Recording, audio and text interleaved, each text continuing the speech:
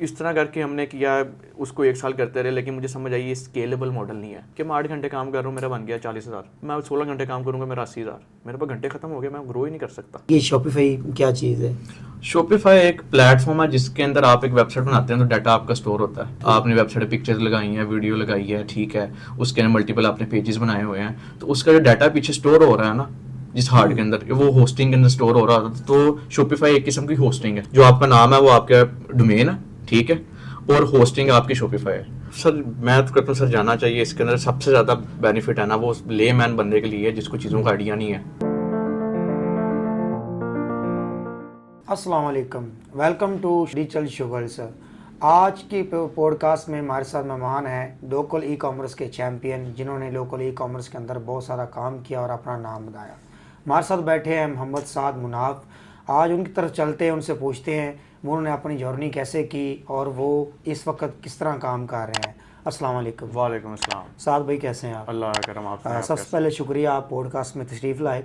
तो आज से कुछ क्वेश्चन है मेरे पास पॉडकास्ट के अंदर, क्योंकि आप ये लोकल ई कॉमर्स में काम कर रहे हैं, तो उस हवाले से आपसे मैं कुछ चीज़ें पूछूंगा। सबसे पहले आप मुझे अपने बारे में बताएं, आपका इंट्रोडक्शन क्या है, आपने आजकल क्या कर रहे हैं और किस तरह ये शुरू किया?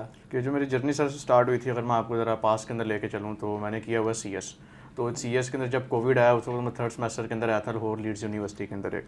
तो तब मैंने अपने करियर का स्टार्ट किया कि जब कोविड के अंदर यूनिवर्सिटीज़ बंद हो गई, तो उस वक्त आपको पता है कि पढ़ाई एक हद तक मैं आया था एक बैक बेंचर, ठीक है, तो ना मैं पढ़ाई में ठीक आया था, लेकिन उस वक्त फिर मैंने देखा कि लाइफ जा कहाँ पे रही है, ठीक है, यूनिवर्सिटी में हम चिल कर रहे हैं, ठीक है, समर आ गया, अब जब छुट्टियाँ आई तो छुट्टियों के अंदर फिर मैंने एक स्टार्टअप लिया कि मैं शालमी गया, ठीक है, शालमी से मैं 500 की अंगूठियाँ लेके आया, मैं कहा आई वाना सेल दिस, ठीक है, उसको लोकल मार्केट में सेल करने की मैंने कोशिश की। तो वो एक 20 की अंगूठी थी, वो मेरे सामने वाले एक नेबर ने 50 में बाय कर ली 2, ठीक है, तो मेरे 100 रुपया लगा के मेरा बन गया, फॉर एग्जांपल लगा लें कि 150-200 बन गया, लिमिटेड सा प्रॉफिट आया था, लेकिन उसने मुझे किक दी और मेरा माइंड ओपन किया कि इसको अगर आप बड़े स्केल में करें तो आप बड़े अच्छे लेवल पे जा सकते हैं।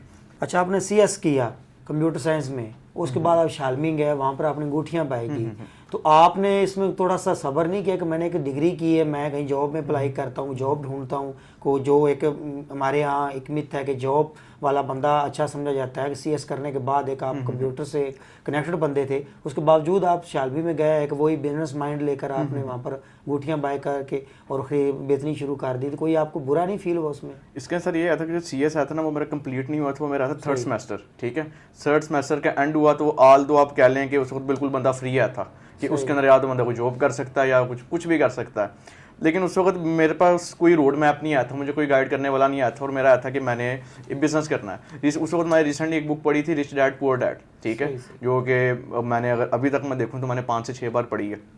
तो उसके अंदर उसने सेल्स का बताया हुआ था, हालांकि मेरे सेल्स का पीछे से कोई बैकग्राउंड है ही नहीं था, कि मेरी जो पीछे फैमिली भी है वो भी सारी जॉब वाली है थी, ठीक है, लेकिन उसके मैंने कहा स्टार्ट करना है तो अपनी मैं को ख़त्म करना पड़ेगा, क्योंकि घर में मैं आया था चौधरी, ठीक है, तो मैंने कहा चौधरीपन को जब तक आप ख़त्म नहीं करते, मार्केट की आप मारे नहीं खाते, और ऊपर से मेरे जो फैमिली आई थी वो गेस्ट आई थी बिजनेस के जो भी, उन्होंने कहा यार तू अपना पढ़ ला, बहुत है क्या, बिजनेस ना कर, ठीक है, तुम अपनी पढ़ाई पर फोकस करो। लेकिन मैंने कहा नहीं, स्टेप लिया, तो मैंने कहा कि मैंने दाता साहब के बारे में मैंने लगा लेना है, तो मेरे फैमिली कहती कि नहीं आप क्या कह रहे हैं, व्हाट डू यू सेइंग, ठीक है, आप इसको ना करें तो ये वो, खैर मैंने किया, लेकिन वहाँ से मेरा एक रोड मैप स्टार्ट हो गया, अच्छा सेल्स के अंदर जाना। फिर मैंने प्रोडक्ट अपनी चेंज की, कोविड आया था, फिर मैंने कहा मैं क्या चीज़ सेल कर सकता हूँ, तो जो डिमांडिंग एक चीज़ आती है वो आती फेस मास्क, ठीक है, मैंने कहा ये चीज़ है, ये क्या कहते हैं रनिंग के अंदर है, इसको हम सेल कर सकते हैं। वो मैंने कुछ सप्लायर्स फाइंड किए, ठीक है, वहाँ से फिर मेरा क्या करता है कि मैंने 150 का डब्बा लिया, वो मैं किसी दुकान के अंदर 200 का सेल कर रहा हूँ, B2B। सही, इसमें कोई और चीज़ तो नहीं पीछे? कुछ लोगों को होता है कि ये अक्सर सुना होता है जिसको रोग लगाओ, कहीं से उन्हें काम हो बंदा तो वो ये काम दोबारा जाकर बैठ जाता, तो आपने सोचा कि मैं एक जगह चीज़ें बेचना शुरू करूँ दोबारा के बाद, कोई ऐसी चीज़ तो नहीं थी, या जस्ट आपका माइंड ही बिजनेस वाला था? मेरा आप लगा लें कि माइंड ही एक किस्म का बिजनेस की तरफ जा रहा था, ठीक है, क्योंकि मेरी फैमिली, मैं कह लें कि शरारती बच्चा आया था और एक नाफरमान बच्चा आया था, मेरी फैमिली जिस चीज़ से रोकती थी मैं कहता वो करना, मैंने कहा मैंने बिजनेस करना, कहते नहीं बिजनेस नहीं करना आपने, ठीक है, तो वहाँ से जब मैंने एक चीज़ स्टार्ट की तो फिर मुझे आगे समझ नहीं आ रही थी कि मैं क्या कर सकता हूँ, ठीक है, तो उसके बाद फिर मैंने किए फेस मास्क मैं बाय करता सेल करता रहा, ठीक है, मैंने देखी कि मेरी टारगेट ऑडियंस कहाँ पे सेल हो सकते हैं, उसको तो खो के ऊपर सेल हो रहे थे, वो बुक शॉप्स के ऊपर सेल हो रहे थे, वो हर दूसरी मार्केट के अंदर वो चीज़ सेल हो रही थी। वो मैं करता रहा, आपको पता पैकेजेस माल। उसके बाद मेरे अभी भी मैं कुछ बंदों को वहाँ पे सेल करता, अभी भी उनकी शॉप्स हैं, उनको मेरा नहीं पता, मुझे उनका पता है। फिर फीस सेंटर का आपको पता लाहौर के अंदर, उसके बाद मैं बेचता रहा हूँ B2B, ठीक है। और इसके अंदर अगर मैं आपको एक फ़नी मोमेंट बताऊँ तो आपको पता है कि एक मेन मार्केट वेफल्स है, ठीक है। तो वहाँ पे मेरे पास मांगने वाले कुछ आए, ठीक है, तो कहते पैसे दे दे अल्लाह दे नाथ। मैं तुम मास्क बेचो, तुम की मांग रहे हो, ठीक है। तो उनको believe me telling you honestly कि मैंने उनको वो डब्बा सेल किया, मैं कहा 500 का मेरे से लो आप, सही आगे आपको ये कितने का 5 का पड़ेगा, आगे 20 का सेल करो 1500 में। लिटरली ये तो आपने बड़ी उम्दा एक बता रही बात कि वो जो मांगते हैं आपसे मांगने आए थे, आप उल्टा उनको बेच दिया, उनसे पैसे ले लिए और उनको एक प्रोडक्ट सेल करने के ऊपर लगा दिया। ये एक अजीब सी बात, मुझे यकीन नहीं हो रहा कि पाकिस्तान के अंदर हालांकि जो मांगने आते हैं, जो बकारी होते हैं, वो बगैर, वो तो लेने के बगैर जाते नहीं है, तो आप उनसे लेकर उनको चीज़ें दे दी, सेल करो। मैंने कहा कि सर ठीक है, उसको बाय कन्विक्शन है थी ना, sales is the name of conviction. आपने अगले बंदे को यकीन दिलाना कि आप उसके लिए बेनिफिशियल हैं, ठीक है। तो वो मेरे में आहिस्ता आहिस्ता खूबियाँ आ रही थी, और वो चीज़ भी इस तरह की नहीं आई थी कि मैंने लाखों की कोई चीज़ बेचनी है, ठीक है। तो वो मैंने किया, वहाँ से फिर मुझे समझ आई कि नहीं मास्क अब जा रहा है डाउन साइड की तरफ, ठीक है। फिर मैं वाले साहब की एक रेफरेंस की वजह से मैं एक कुकिंग ऑयल की कंपनी आई थी, उधर लग गया एज अ सेलमैन, ठीक है। उधर एज अ सेलमैन जब लगा तो पहले मंथ उन्होंने मुझे सैलरी दी कोई अराउंड कोई 7-7.5 हज़ार के करीब, ठीक है। और मैंने 1 मंथ स्टार्ट किया, सीखा, ठीक है। अगले मंथ उन्होंने मेरी कर दी 15,000। उसके अंदर मेरा क्या टास्क होता था कि मैंने दुकानों के ऊपर जाना, उनके ऑर्डर लेके आने, और दुकानदार भी कह रहा है जा भज जा, मैं नहीं ऑर्डर लेना, कितने आ गए। लेकिन उधर क्या होता था, हमारे 7 दिन होते थे, 7 एरिया होते थे, अगले हर सेम डे के अंदर हमने सेम एरिया में जाना होता था। फिर अगला बंदा कह रहा है यार तुम फिर आ गए हो, लेकिन मैं कहा नहीं सर ये देखेंगे। उस वक्त मुझे बेनिफिट ये आया था कि मैं एक एजुकेटेड बंदा आया था, जबकि आपको पता है कि सेल्स के अंदर जो लोग सोचते हैं ना, वो ये सोचते हैं जिनको कुछ नहीं आता वो सेल्स बढ़ गया, ठीक है, कि जो लोकल सेल्समैन लोग उनको कुछ नहीं समझते। वहाँ पे मेरी थोड़ी सी कम्युनिकेशन कैच जाता है इंग्लिश उर्दू का, ठीक है। तो वहाँ पे मेरी कुछ ना कुछ सेल्स होना स्टार्ट होगी। फिर मैंने दूसरी चीज़ क्या की, मैंने उस पूरे सिस्टम को समझा कि वो जो डिस्ट्रीब्यूशन का सिस्टम है वो किस तरह चलता है, ठीक है। उसको मैंने देखा कि अच्छा ये इनवॉइस बन रही है, ये एक लोडर है, मैं ऑर्डर लेके आ रहा हूँ, उसको मैंने थोड़ी देर समझा। तीसरे मंथ के उन्होंने मुझे ऑफर की कि हम आपको देंगे 25 के, मैंने वो रिजेक्ट, ठीक है। मेरे वाले साहब कहते हैं बेटा पहले तुम जॉब नहीं कर रहे थे, अब तुम जॉब पे लग गए हो तो स्किप क्यों कर रहे हो। मैं कहा नहीं मैंने कुछ अपना करना। मैंने सर वो 15,000 पकड़ा, 25,000 पे नहीं मैं गया, मैं चला गया शालमी के इधर मैं उसको पी रहा होता था सिगरेट, टू बी ऑनेस्ट, ठीक। अब मेरे लिए जो एक और प्रोडक्ट आया थी मास्क के बाद वो आया लाइटर। मैं कहा कैन सेल दिस, हर एक बंदे के सिगरेट का ब्रांड अलग है, लेकिन लाइटर उसमें सेम यूज़ करना है। तो वहाँ पे मैं बल्क के अंदर लाइटर लेके आता था अपने बैग के अंदर, और मेरा जो विजन ये होता था मैंने घर सेल करके जाना, घर मैंने स्टॉक नहीं लेके जाना। तो मैं अपना 80-90% स्टॉक जो रास्ते के अंदर खोके आ रहे थे उसमें सेल कर रहा होता था। इसको मैंने किया अराउंड कोई 1 वीक से 2 वीक इसको किया। इन द मीन वाइल मेरे कुछ यूनिवर्सिटी के दोस्त आए थे, वो लैपटॉप सेल करना उन्होंने स्टार्ट किया, ठीक है। OLX से लैपटॉप बाय किया, सेल किया। मैं एक दोस्त के साथ गया, उसने 30 का एक लैपटॉप लिया, उसने OLX के ऊपर उसको 45 के में सेल कर दिया। मैं कहा बड़ा ह्यूज प्रॉफिट है। और चीज़ क्या इंटरनेट और फ़ोन है, मेरी है भी फील्ड CS की आई थी, ठीक है। ये उस वक्त की बात है जब कोविड आहिस्ता आहिस्ता ख़त्म हो रहा था, ठीक है। जो मेरी पुरानी जर्नी आई थी वो लगा लेंगे सेल्स को मेरे को 6-7 मंथ हो गए थे, लेकिन मैं प्रोडक्ट चेंज करना चाह रहा था, मुझे समझ नहीं आ रही थी। फिर मैं आहिस्ता आया लैपटॉप के अंदर। तो उसके अंदर हम क्या करते थे कि हम OLX के अंदर हमने बिडिंग करते गए कि 50 का लैपटॉप में पता 30 का है। तो जो मार्केट प्राइस होती थी 50 के लैपटॉप की, हम 30 का बाय करते थे, 40 में बेच देते थे। अब एंड यूज़र को भी 10,000 बच रहा, 10,000 हमें भी बच रहा, ठीक है। तो इस तरह करके हमने किया, उसको 1 साल करते रहे। लेकिन मुझे समझ आई ये स्केलेबल मॉडल नहीं है कि मैं 8 घंटे काम कर रहा हूँ, मेरा बन गया 40,000, ठीक है। मैं 16 घंटे काम करूँगा, मेरा 80,000, मेरे पास घंटे खत्म हो गए, मैं ग्रो ही नहीं कर सकता, ठीक है। तो आप ई-कॉमर्स में कब आए? जब जैसे ही लैपटॉप खत्म हुए, ठीक है, तो उसके बाद मुझे समझ आ गया कि ये स्केलेबल मॉडल नहीं है, ठीक है। फिर मैंने आहिस्ता आया SEO की मैंने एक इंटर्नशिप की 6 मंथ एक जगह, वहाँ से मैंने कुछ लर्निंग की, ठीक है। उसके बाद फिर उस वक्त एक्सट्रीम कॉमर्स का काफ़ी एक नाम आया था, फिर मैंने एक कोर्स नेबलर से किया, एक एक्सट्रीम कॉमर्स से किया। नेबलर्स का एक्सपीरियंस मेरा वर्स्ट आया था, एक्सट्रीम कॉमर्स का मेरा एक्सपीरियंस अच्छा आया था। वहाँ से फिर हम शिफ्ट होकर हमने अमेजोन का काम किया 1 साल, ठीक है। कुछ लोगों के साथ मिलकर काम किया, बड़ा अच्छा काम किया। फिर हम एक अच्छे पॉइंट में साइड पे हो गए। फिर मैंने अपनी सन 2022 की जर्नी स्टार्ट की अपने प्राइवेट लेवल की, सही, ठीक है। प्राइवेट लेवल क्योंकि मेरा पहले भी ऑलरेडी मार्केट फिजिकल जो पाकिस्तानी मार्केट है इसके अंदर थोड़ा अच्छा एक्सपीरियंस है था as compare to US market in communication. तो मैंने कहा क्यों ना अपना ब्रांड बिल्ड किया जाए, क्योंकि अमेजोन की सर्विस से हमने एक अच्छा रेवेन्यू बना दिया था, ठीक है। मैंने कहा उसको इन्वेस्ट करते हैं। जब मैंने सर अपना ब्रांड स्टार्ट किया तो मेरे पास टीम भी अच्छी आई थी, क्योंकि मेरे पास कैपिटल आया था। क्योंकि मैं फर्स्ट डे से मेरा ये रहा है कि टीम के बगैर आप ग्रो नहीं कर सकते। मैं एक जगह 2022 के अंदर 2020 हाँ 2 के अंदर जब मैं जॉब कर रहा था एक जगह, मेरी 15 की सैलरी होती थी और मैंने 5 साल में एक बंदा रखा होता था। सही। ठीक है, कि मुझे पता था कि टीम बिल्डिंग ये है, टीम के बगैर नहीं ग्रो कर सकते। तो जब मैंने अपना ब्रांड स्टार्ट किया उस वक्त मेरे पास 7-8 बंदों की टीम है थी, कोई अराउंड मैंने 4-5 लाख से स्टार्ट किया और फर्स्ट 6 मंथ के अंदर मैंने 2 मिलियन कमा दिया अपना। तो साथ भी ये पीएल क्या होता है? आपने अभी बताया कि आपने अपना शुरू किया, पीएल के ऊपर आए, तो ये पीएल वैसे क्या होता है? इसको हम पाकिस्तानी लैंग्वेज में इसको किस तरह डिस्क्राइब करेंगे आप? प्राइवेट लेबल ये चीज़ है कि आपकी ब्रांडिंग अपनी है, ठीक है, आपकी जो प्रोडक्ट है आप खुद ही बना रहे हैं, उसकी लेबलिंग, उसका डिज़ाइन, उसके जो फीचर्स हैं, जो प्रोडक्ट डेवलपमेंट है वो आपकी अपनी है। फॉर एग्जांपल आपका एक XYZ ब्रांड लगता है, आप यहाँ से बाय करते हैं, यहाँ पे सेल करते हैं, तो वो कहीं ना कहीं वाइट लेबल आया था या होलसेल आया था। पीएल के अंदर क्या है कि वो जो ब्रांड है उसको ओन आप करते हैं, उस नाम की सेम उस ब्रांडिंग की चीज़ कोई बंदा सेल नहीं कर सकता। ठीक है, तो ये एक मेन चीज़ होती है प्राइवेट लेबल। अच्छा साथ भाई, तो ये ई-कॉमर्स के मॉडल्स कौन से होते हैं जिस पे आप काम कर रहे हैं?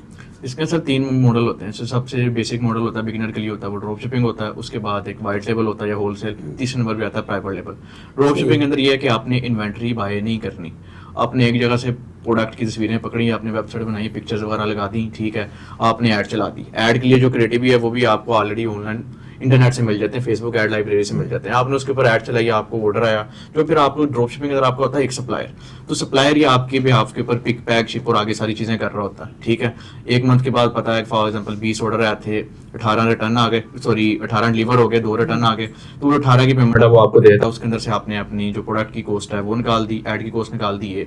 ये एक बिल्कुल बेसिक सा मॉडल है, लेकिन इसके अंदर कोई प्रॉफिट नहीं है, क्योंकि प्रॉफिट हमेशा उस चीज़ में बनता है जो कि थोड़ी सी डिफिकल्ट है, टेक्निकल है।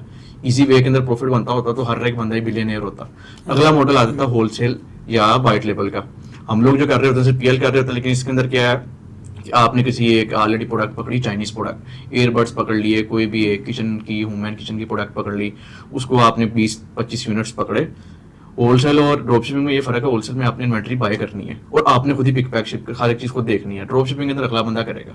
तो इसके अंदर जितने काम आप खुद कर रहे होंगे उतने ज्यादा मार्जिन आपके पास होते हैं ई कॉमर्स के अंदर। ठीक है, तो इधर आप अगर होलसेल कर रहे हैं, आपका प्रॉफिट बन भी रहा है, फॉर एग्जाम्पल 5% बन रहा है, लेकिन स्टिल आप अगले बंदे का ब्रांड बिल्ड कर रहे हैं। ईजी चीज है ये। आज आपने प्रोडक्ट पकड़ी, कल ऐड चलाई, इसके अंदर भी एड्स के क्रिएटिव आपको ऐसे खुद नहीं बनाने पड़ते।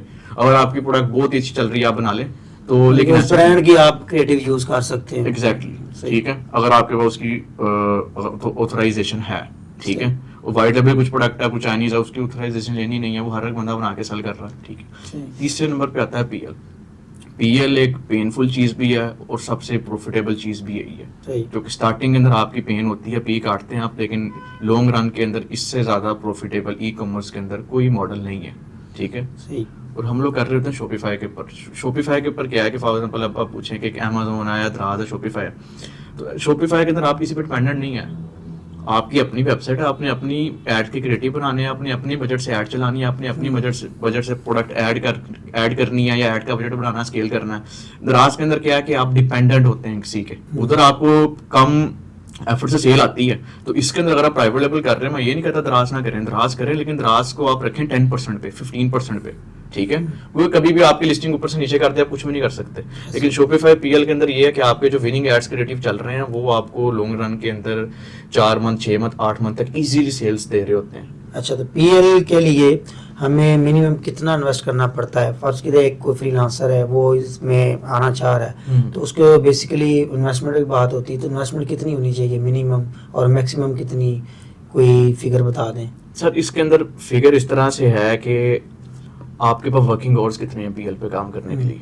ठीक है, अगर आपके पास दिन के 2 घंटे हैं और आप कहते हैं कि आपने पीएल बिल्ड करना है, ठीक है, और सारी चीजें भी आप खुद ही करना चाहते हैं, तो इम्पॉसिबल चीज है ये, आप नहीं कर सकते। बल्कि टाइम चाहिए आपको, टाइम चाहिए। ठीक है, आप लगा लें कि जितना ज्यादा टाइम आप देंगे उतनी कम इन्वेस्टमेंट से आप इसको स्टार्ट कर लेंगे, और जितना कम टाइम आपके पास है, कम फोकस है, उतनी ज्यादा फिर आपको इन्वेस्टमेंट चाहिए होती है। ठीक है, कि फॉर एग्जांपल अगर हम किसी इन्वेस्टर के साथ काम करते हैं तो उसने 1 रुपया नहीं लगाना। ठीक है, हम एक A to Z कर रहे हैं उसके लिए। और अगर फॉर एग्जांपल एक बंदे के पास बजट है, उसने खुद ही काम करना है, 2 लाख का बजट है फॉर एग्जांपल पीएल के लिए, उसने एक प्रोडक्ट देखी, उसने अपनी उसकी ब्रांडिंग बनाई, अपनी लेबलिंग वगैरह बनाई, अपने उसके डब्बे शब्बे बना लिए, 50-50 पीस बना लिए उसने। ठीक है, उसने उसकी फोटोग्राफी अच्छी की, उसने उसी इन्फ्लुएंसर से उसकी वीडियो बना ली, प्रोडक्ट की ऐड चला दी। ठीक है, 50,000 में भी कर लेगा। मेन चीज आती है स्केल करने की।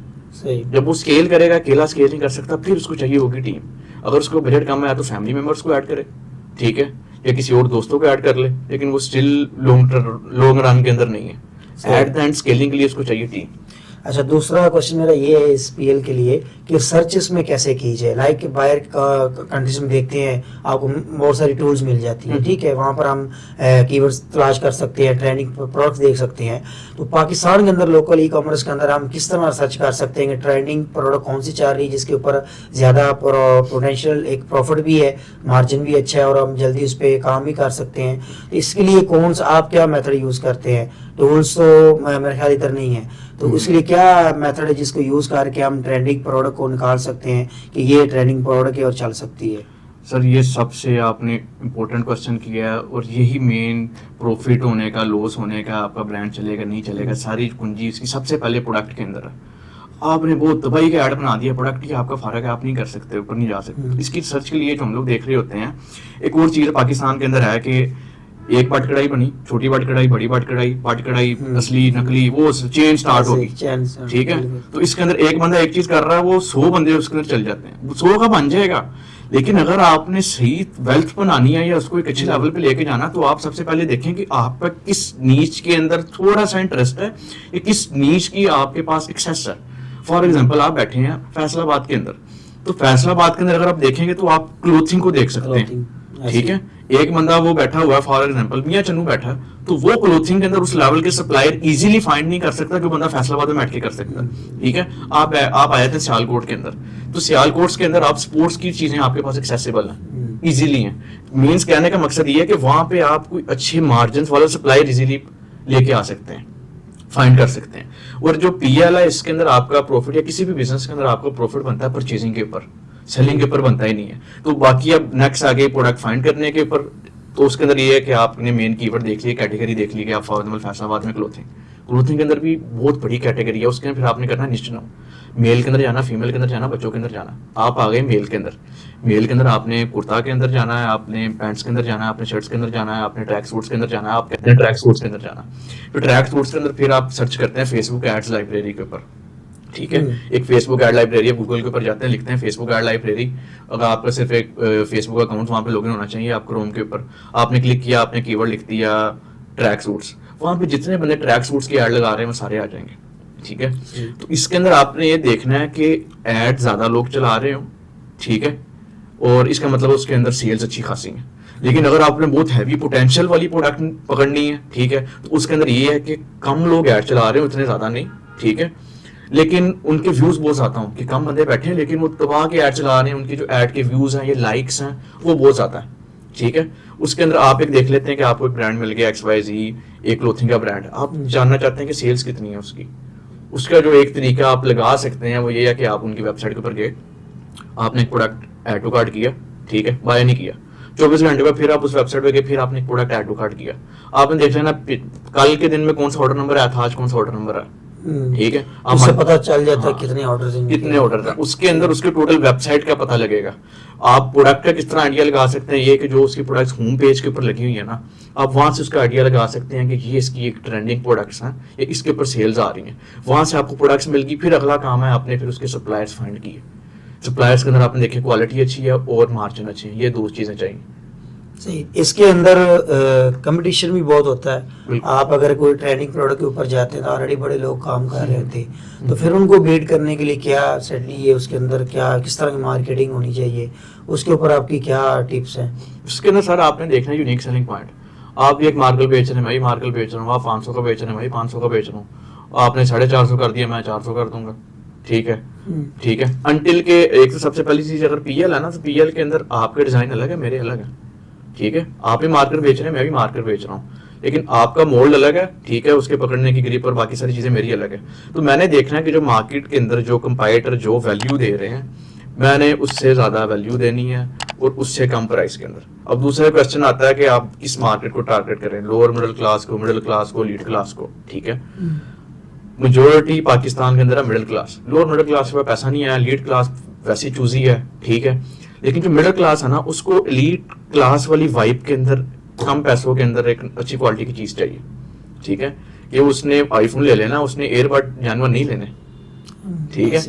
कि वो 2 लाख रुपए का उसने आईफोन ले लिया, वो 60,000 के एयरबड नहीं लेगा, उसको फिर चाहिए कि 5 से 10,000 के एयरबड है, ब्रांडिंग उसकी अच्छी है, दैट्स इट, मामला सेट है।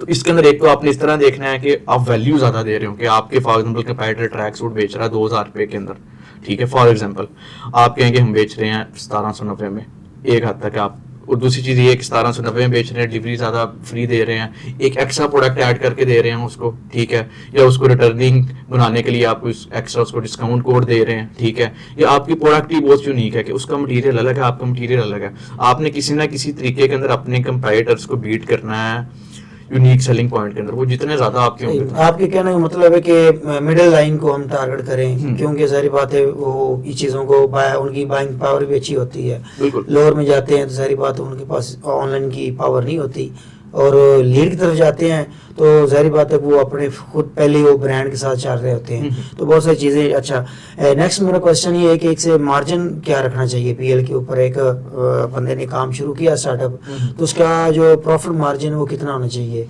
ज़रा इसमें मार्केटिंग भी आप करनी है, सारी चीज़ें करनी है, तो मार्जिन की रेशो क्या होनी चाहिए? मार्जिन आप लगा लें कि 50% के करीब मिनिमम हो, ठीक है, कि आपको अगर एक चीज़ पड़ रही है 1000 रुपये के अंदर, ठीक है, तो 1000 रुपये की आपकी प्रोडक्ट है, 200 डिलीवरी है, कितने 1200 हो गए, अब 2000 रुपये के अंदर उसको बेच रहे हैं प्रोडक्ट, डिलीवरी या बाद में रखें, ठीक है, अब 2000 में बेच रहे हैं आपको, अगर फॉर एग्जाम्पल 4 का ROS आता है, ठीक है, तो मतलब 500 रुपये आपके ऐड पे लग गए, 200 रुपये डिलीवरी होगी, ठीक है, 700 हो गया, 1000 की प्रोडक्ट 1700 बाद 2000 में बेच रहे हैं, ठीक है।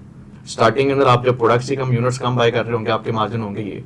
जब आपने पीछे से अपनी क्वांटिटी बढ़ानी है, जैसे आपको सेल आनी है, आपको जो 1000 में चीज़ पड़ रही है वो आ जाएगी 800 पे, वहाँ से आपका मामला सेट हो जाएगा। दूसरा, आपका ब्रांड नहीं है, आपके रिटर्न होंगे वो कम हो जाएंगे, ठीक है। तीसरी चीज़ ये कि जो आप 2000 पे सेल कर रहे हैं आगे जाके 2200 पे सेल कर सकते हैं, ठीक है। एक ये चीज़ है फोर्स कंडीशन के अंदर। ये तो जो हैंडसम मार्जिन मुझे नजर आते हैं वो 60-70% हों तो फिर मज़ा आता है। सही। नेक्स्ट ये है कि जो मार्केटिंग बात करें तो एक तो ऑनलाइन मार्केटिंग जिसमें ज़्यादा मोस्टली लोग मेटा की बात कर रहे थे, मेटा एड्स।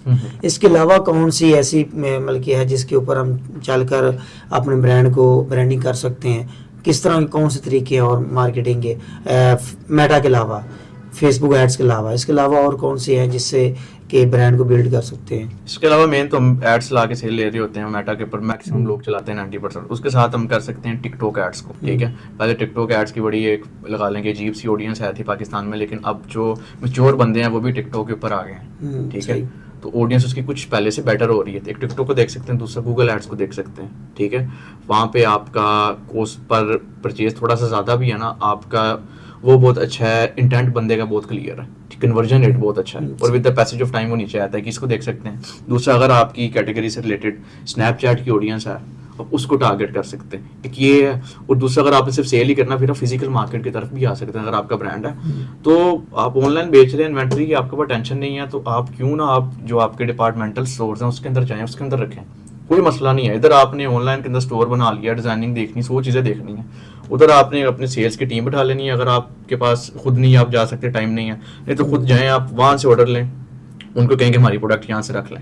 उधर आपके डिलीवरी के पैसे भी नहीं लगने, आपके मार्केटिंग के भी नहीं पैसे लगने, और उसके ऊपर आप वीडियो बना के ऐड चला सकते हैं कि हमारी जो प्रोडक्ट्स हैं वो XYZ स्टोर्स के अंदर अवेलेबल हैं, कारफोर के अंदर है, अल-फतेह के अंदर है, ठीक है, यूरो स्टोर्स के अंदर हैं। फिजिकली भी उसको टच करना चाहिए इजीली से। और उसके अलावा मेरा ये है कि इसमें अक्सर हम देखते हैं EPL के अंदर या ई-कॉमर्स के अंदर शॉपिफाई का बड़ा नाम आ रहा होता है, और शॉपिफाई में काफ़ी लोग यहाँ पर कोर्सेज भी सेल कर रहे होते हैं, शॉपिफाई को एक तरह एक स्किल बनाकर पेश कर रहे होते हैं। तो आप बताएंगे कि शॉपिफाई क्या चीज़ है? शॉपिफाई एक प्लेटफॉर्म है जिसके अंदर आप एक वेबसाइट बनाते हैं तो डाटा आपका स्टोर होता है, ठीक है। आपने वेबसाइट पिक्चर्स लगाई हैं, वीडियो लगाई है, ठीक है, उसके अंदर मल्टीपल आपने पेजेस बनाए हुए हैं, तो उसका जो डाटा पीछे स्टोर हो रहा है ना जिस हार्ड के अंदर, वो होस्टिंग के अंदर स्टोर हो रहा था, तो शॉपिफाई एक किस्म की होस्टिंग है, ठीक है। जो आपका नाम है वो आपका डोमेन है, ठीक है, और होस्टिंग आपकी शॉपिफाई है, इसके अलावा कुछ भी नहीं है। बाकी एक CMS का प्लेटफॉर्म है, ठीक है, जिसके अंदर आप वेबसाइट बनाते हैं, खत्म है। बाकी वो सारा जो बिजनेस मॉडल है वो ई-कॉमर्स का ही है, ठीक है। ई-कॉमर्स को भी लोग गलत समझ रहे होते हैं कि जो प्रोडक्ट, ई-कॉमर्स का डेफिनेशन ये है कि ऑनलाइन कोई भी हम फिजिकल चीज़ या डिजिटल चीज़ बेच रहे हैं या खरीद रहे हैं, वो सर्विस है या प्रोडक्ट है, इसे कहते हैं ई-कॉमर्स। ई-कॉमर्स के अंदर एक प्रोडक्ट की नहीं जाती है कि जिसके हम प्रोडक्ट सेल करते हैं ऑनलाइन, तो ये है। और शॉपिफाई से इसलिए लिंक कर रहे होते हैं कि जो ई-कॉमर्स है ना उसके लिए शॉपिफाई रिकमेंडेबल है, कि वो एक यूज़र फ्रेंडली है ई कॉमर्स स्टोर के लिए, और जो वर्डप्रेस है वो इंफॉर्मेशनल वेबसाइट्स के लिए, ब्लॉग्स के लिए ज़्यादा रिकमेंडेबल। ये बहुत बार पूछा जाता क्वेश्चन कि वर्डप्रेस बेटर है ई कॉमर्स के लिए या शॉपिफाई, हालांकि शॉपिफाई कुछ चार्ज भी करता है, तो इसलिए आपका इसमें किस तरह आप ये प्रूव कर रहे हैं कि शॉपिफाई बेटर है वर्डप्रेस, हालांकि उसके ऊपर भी बन जाते हैं, प्लगइन लग जाते हैं, सारा कुछ हो जाता है, तो उसके बेटर ये शॉपिफाई कैसे उससे बेटर है? शॉपिफाई बेटर इस वजह से है कि जो शॉपिफाई आपको स्टैट्स देता है, ठीक है, आप उसके एनालिटिक्स के अंदर अगर जाते हैं तो आपको बताता है इतने सेशन है, इस प्रोडक्ट पे ज़्यादा सेशन आया है, इस पे कम सेशन आया है, इस प्रोडक्ट की ज़्यादा सेल आई है, इस जगह से, इस सूबे से ज़्यादा सेल आई है, इस सिटी से इतनी सेल आई है, ठीक है। जो ये इतनी इन डेप्थ चीज़ें हैं ना, स्टैट्स हैं, ये वर्डप्रेस के अंदर नहीं होते। तो इसका अगर आप थोड़ा पे कर भी देते हैं तो स्टिल आप उससे अपनी मार्केटिंग स्ट्रेटजी सेट कर सकते हैं। आपको समझ आ रही होती है कि अच्छा मैं ऑल ओवर पाकिस्तान ऐड चला रहा हूँ, मुझे इस सिटी से ज़्यादा ऑर्डर आ रहे हैं, मुझे इस एज के ज़्यादा ऑर्डर आ रहे हैं, मुझे इस टाइम के ऊपर ज़्यादा ऑर्डर आ रहे हैं, ये बड़ा यूज़र फ्रेंडली है। हाँ, अगर आपके पास बजट ही फॉर एग्जाम्पल 10,000 का ई कॉमर्स करने का, तो फिर आप शॉपिफाई ना करें, 8,000 आपका वहाँ पे चल जाना आगे, तो फिर आप चल जाएं, फिर वर्डप्रेस पे चल जाएं, टेस्टिंग करें, उसके अंदर आपने सुकून से डोमेन ली, होस्टिंग ली, एक वो कॉमर्स का प्लगइन ऐड किया, साल के आपने बस पैसे देने, डोमेन होस्टिंग के खत्म, स्टार्ट आप कर ले वहाँ से। हाँ, अगर आपके पास थोड़ा सा बजट आया और आप जरा अग्रेसिव वे के अंदर जाना चाह रहे हैं, आपके पास 2 लाख का बजट है, ट्राई करें, फिर आप जाएं। बल्कि आपकी नज़र में एक तो होस्टिंग एक तरह की, और इसके ऊपर ये स्टैट बहुत ज़्यादा देता है Exactly. और इसकी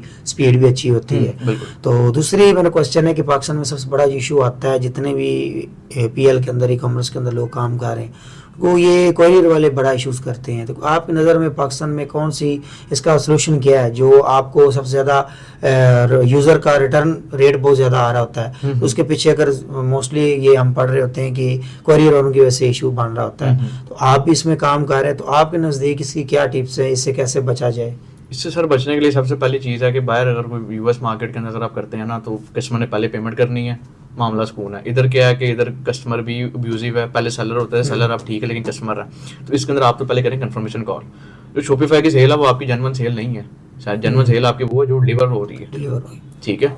तो अगर आप किसी बंदे को आपको शॉपिफाई की सेल दिखा रहा है तो आप अपने माइंड के अंदर पहले 10-20% सेल माइनस करते हैं वहाँ से, ठीक है।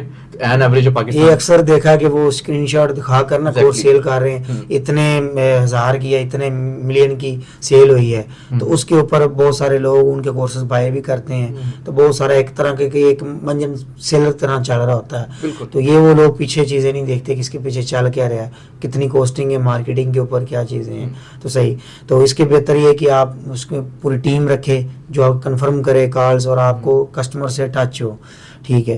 तो बहुत शुक्रिया, ये अब तो क्वेश्चन हो गए आपके पीएल के रिलेटेड। अब मेरा नेक्स्ट क्वेश्चन है, आपकी ज़िंदगी में बहुत सारी आपने जर्नी आपने सारी बताई, आपकी ज़िंदगी में अप्स एंड डाउन्स कितनी बार आए, डाउन्स कितनी बार आए थे, अप्स कितनी बार आए? सर ज़िंदगी नाम ही अप्स एंड डाउन का है, जो बंदा सस्टेन कर लेता है वो निकल जाता है आगे। तो अगर आप डाउन्स की बात करें, जो स्टार्टिंग जैसे जर्नी स्टार्ट की, तो वो सबसे पहले आप लगा लें कि अगर मैं अर्निंग के ऊपर आऊँ, तो जब मैं वहाँ पे आया था, एक कुकिंग ऑयल के अंदर मैं जॉब कर रहा था एज अ सेलमैन की, तो उस वक्त मेरा बन जाता 15,000। अपने बिजनेस के अंदर आ गया, मंथली 3-4 हज़ार रुपये आ गया, ठीक है। उसके बाद फिर मैं आ गया मास्क के अंदर आ गया, तो फिर मैं मंथली फिर 12-13 हज़ार रुपये चला गया। फिर मैं आ गया लैपटॉप्स के अंदर आ गया कि सर 40-50 हज़ार बन रहा है, ठीक है। लैपटॉप्स के बाद फिर जब मैं SEO की इंटर्नशिप के अंदर आया, मैं फिर 0 के ऊपर आ गया, ठीक है। उसके बाद फिर क्या कहते हैं, फिर मैं जब ई कॉमर्स के अंदर आया, फिर मेरा कुछ 6 मंथ के अंदर 2 लाख पल्ले से लगा, ठीक है। फिर मैं 15,000 रुपये के बंदे के अंडर काम करना स्टार्ट कर दिया मैंने। फिर उस वहाँ पे अल्लाह ने रास्ते खोले अमेज़न के अंदर, तो वहाँ पे इंशाल्लाह बड़ा अच्छा कैपिटल मैंने बनाया। बल्कि आप जिंदगी अप्स एंड डाउन से ही आती रही है। नेक्स्ट में आता हूँ बैंकरप्ट के ऊपर, ठीक है। वहाँ से लगा लें कि 1 CR सीधा करने के बाद सन 2022 के एंड तक अपना PL किया, वहाँ पे भी 1 CR से हम आ गए नीचे। स्पेंडिंग ज़्यादा, पैसा कमाना अलग चीज़ है, उसको सही तरीके से लगाना, सस्टेन करना, ग्रो करना, वो एक ज़्यादा मुश्किल चीज़ है। बनाना फिर भी ईजी है। इधर जो बच्चे देखते हैं कि जिसने पैसा बना लिया, नहीं सर, पैसा बनाना, बनाते रहना, और जो बनाते रहने वाले पैसे को उसको सही तरीके से इन्वेस्ट करना, ये गेम है, उसको डबल करना, ठीक है। तो उसके बाद फिर जब मैंने अपना ब्रांड स्टार्ट किया, वहाँ पे फिर मैं डाउन आया। उसके बाद फिर साथ हमने एजेंसी स्टार्ट की, फिर आप चले गए एक पॉइंट के बाद बैंकरप्ट एजेंसी बनाने के बाद भी, ठीक है। समझ ही नहीं है, अगले मंथ की सैलरीज नहीं है। फिर ब्रेन दिमाग के घोड़े दौड़ाए हमने, कौन कौन सी गलतियां की, फिर हमने गलतियां इतनी कर ली थी कि हमारा कोई नेक्स्ट लॉस की चीज़ बनती ही नहीं थी। फिर हम आ गए प्रॉफिट की तरफ, तो फिर अल्लाह ने करम किया, फिर प्रॉफिट फिर चलता जा रहा है। सही। अच्छा, एक मेरा क्वेश्चन और है कि जो भी पीएल में करते हैं लोग या आप जो टिप्स दे रहे हैं, तो क्या द्रास को भी टच करना चाहिए? द्रास जो पाकिस्तान की बहुत बड़ी एक वेबसाइट है, तो उसको भी टच करना चाहिए या अपने ब्रांड के ऊपर ही रहना चाहिए? द्रास को अगर आप पीएल के अंदर आते हैं तो आप सबसे पहले शॉपिफाई पे आपने सेलिंग स्टार्ट कर दी है, आपका कुछ ना कुछ प्रॉफिट आना स्टार्ट हो गया, साथ आप चल जाएं द्रास की तरफ। सही। द्रास के अंदर आपने अकाउंट वगैरह बनाया, उसके अंदर द्रास मॉल की तरफ आप अप्लाई करें उसको, ठीक है। उसके अंदर जो बंदा जो द्रास के अंदर एक्सपर्ट है उससे काम ले, ठीक है। इधर जो पाकिस्तानी अगर कोई दरमियाना बंदा है ना, उसे एक बंदा चाहिए, चाहता है वही सारे काम करते हैं उसके, वही दराज ही चला रहा है, वही शॉपिफाई चला रहा है, वही ऐड चला रहे हैं, ठीक है। तो इसके अंदर आप दराज के लिए एक और बंदा देख लें, क्योंकि हर एक बंदा हर एक चीज़ में एक्सपर्ट नहीं हो सकता ना, मैं हूँ, ठीक है, इसलिए मैं ग्रो कर रहा हूँ। अगर मैं हर एक चीज़ में एक्सपर्ट होता मैं डेड आया था, ठीक है। तो आपने कुछ अपनी नीच पकड़नी है, तो इसके अंदर आप दराज पे कर सकते हैं, लेकिन आपने उसको 10-20% रखना है, ठीक है। बाकी 80% आपने फोकस शॉपिफाई के ऊपर ही करना है। सही सही। अच्छा साद भाई, सबसे बड़ा मेन क्वेश्चन है जो कि ओवरऑल हर ई कॉमर्स में जो अटैच बंदा वो इस चीज़ को जानता है, सबसे बड़ा कोर्स है यहाँ पर ट्रस्ट बिल्ड कैसे किया जाए, सोर्सिंग कैसे की जाए। हर ब्रांड अगर कोई चीज़ चल रही ना, उसके कॉपी में कितने 5-6 ब्रांड चल रहे होंगे, और यहाँ पर ये भी देखने को आया कि कुछ लोग वही चीज़ समझकर, वही ब्रांड की चीज़ समझकर ऑर्डर करते हैं, लेकिन उनको चीज़ फेक मिलती है, उनको आगे कुछ और मिलता है, जिसकी वजह से पाकिस्तान के अंदर जो कस्टमर्स हैं वो ज़्यादा ट्रस्ट नहीं करते। एक तो वो एडवांस पेमेंट के ऊपर, दूसरी है कि ब्रांड्स है वो भी नहीं ट्रस्ट करते कि अगर वो बाद में पैसे की बात करें तो वो उनको भी ट्रस्ट होता है कस्टमर ही बाद में पैसे देगा।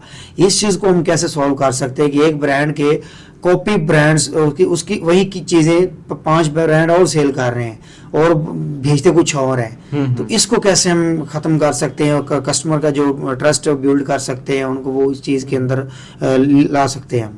उसका सर ये है कि सबसे पहले आपने अपना जो कंपनी नेम है, जिस नाम से ब्रांड है, वो रजिस्टर कराएं, आप रजिस्टर करा लिए, ट्रेडमार्क करवाएं।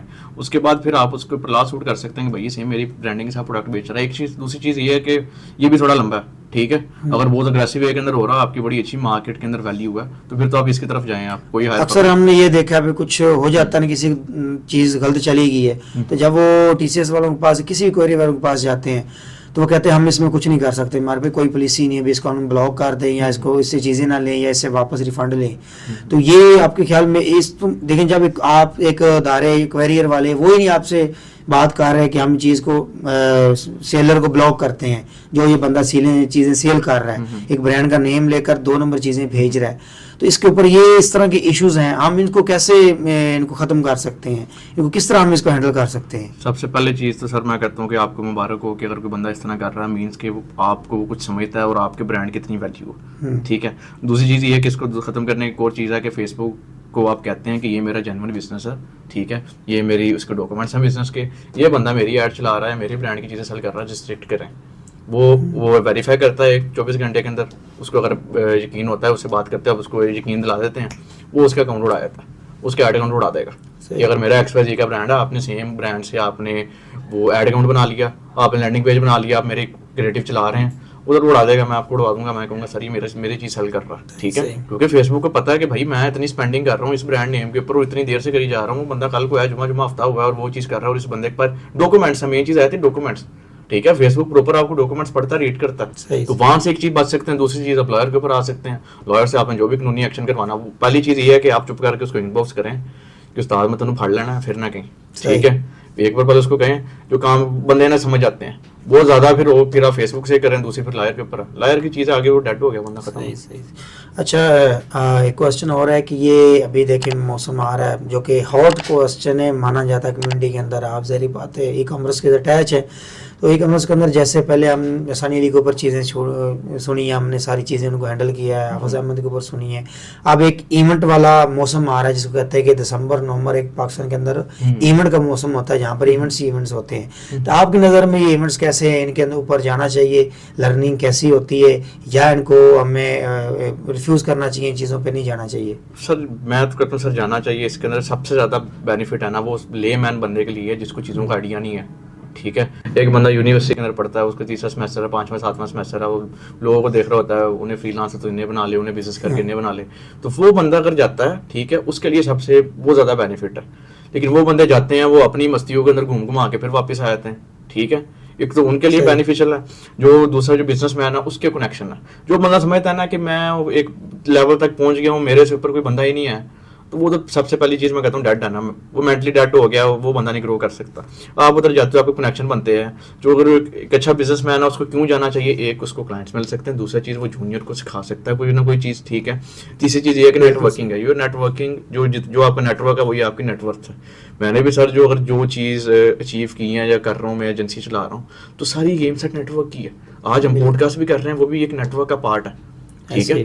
अगर मैं नेटवर्किंग अपनी ना करता और मैं और एक कमरे के अंदर बैठ के सारी चीज़ें कर रहा हूँ, तो मैं आपको नहीं जानता, मुझे नहीं जानता। पर यहाँ पर तो कुछ लोग बड़ी शुलियाँ छोड़ते हैं, वो कहते हैं कि जी ये तो पैसे की गेम है, जो पैसा देगा उसको बाहर मिल जाता है, जो वीआईपी पास खरीदता है बस वही है, ये इन्होंने कारोबार बनाया हुआ है।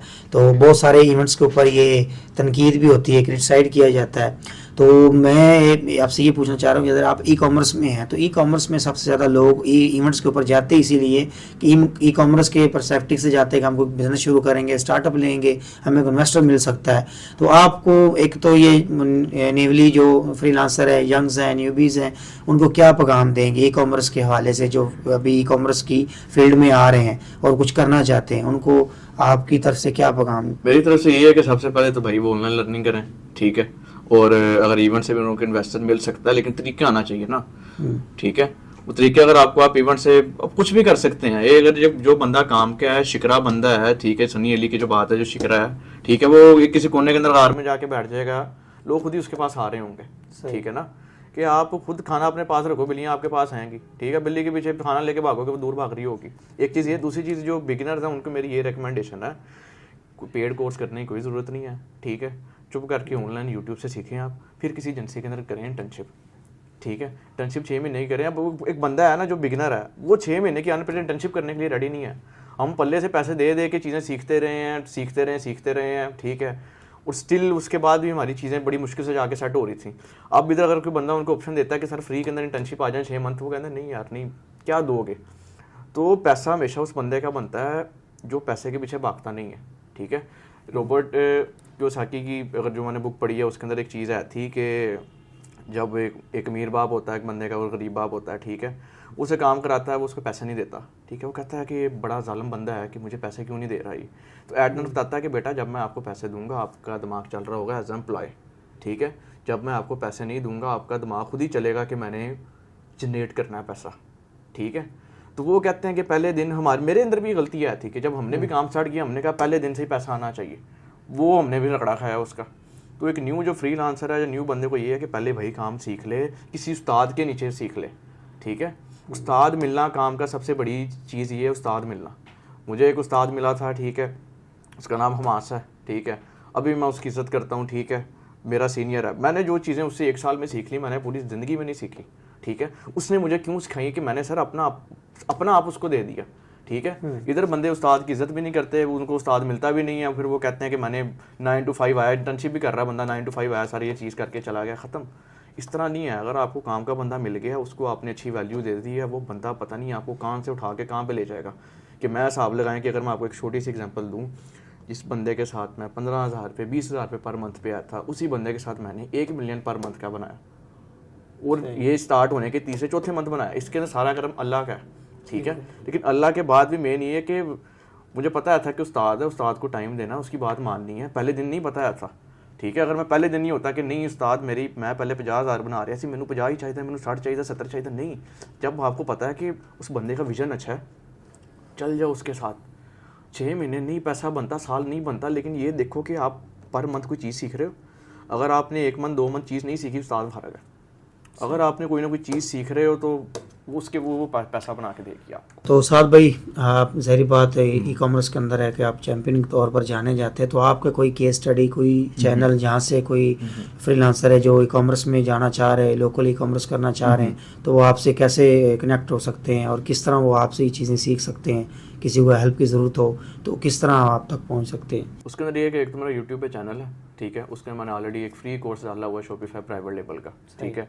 एक वहाँ से यूट्यूब पे लिखे मियाँ साद मुनाफ आ जाएगा चैनल, वहाँ पे मेरा फ्री कोर्स है, वो देख लें, ठीक है।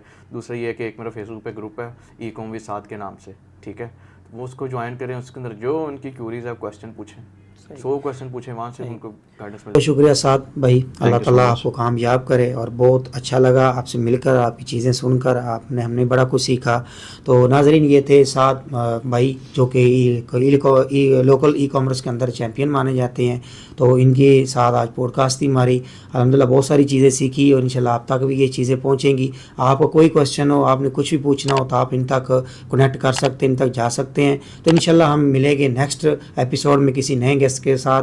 तब तक रखिए अपना ख्याल। अल्लाह हाफिज़।